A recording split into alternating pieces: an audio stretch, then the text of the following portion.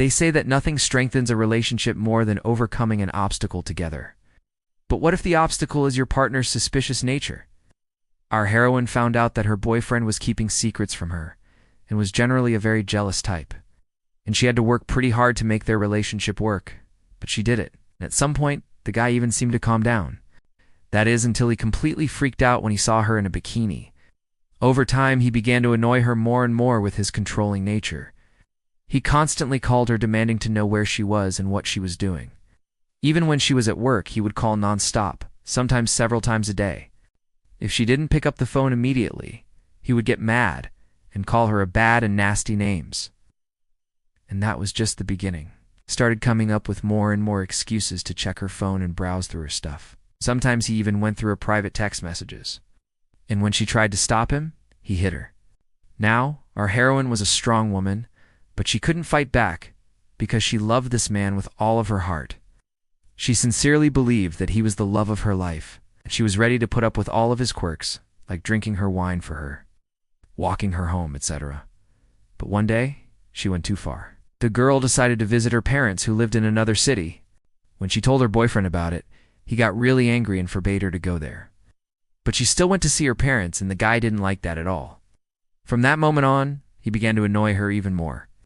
Every day he would check her phone and ask what she was doing, who she was with, and demand that she send him photos. It got to the point that he wanted to install a tracking device on her phone, so he could see exactly where she was and who she was with. This infuriated the woman, and she finally realized that this relationship wasn't healthy. She couldn't live like this anymore. She began to look for a way out, but he was always one step ahead of her. He took away her freedom, her money, and her dignity. She couldn't even think of a way to escape from all of this. One day he took her to a remote place and raped her. Then he brought her home and beat her. Our heroine knew she couldn't take it anymore. She needed to do something. The next time he tried to touch her phone, she hit him. She was surprised at how much strength she had inside her. For the first time in a long time, she felt free. From that day on, they began to fight constantly. She hated him and wanted him to suffer. Their fights became more and more intense. She scratched him, bit him, and pulled his hair. She wanted him to feel the same pain that he had caused her. One day their fight was so loud that the neighbors called the police. When the cops arrived, the guy immediately said that she was the aggressor and that he had never laid a hand on her. The woman was taken to the station, and only then did she realize that he had set her up. At that moment, she understood that he had been waiting for this moment for a long time. He wanted to get rid of her, and he did it. No one believed her when she said that she had been living in a nightmare for months. No one saw the bruises on her body, although there were quite a few of them.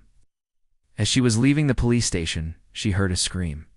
She turned around and saw her boyfriend lying on the ground. Some guy had just stabbed him and was running away.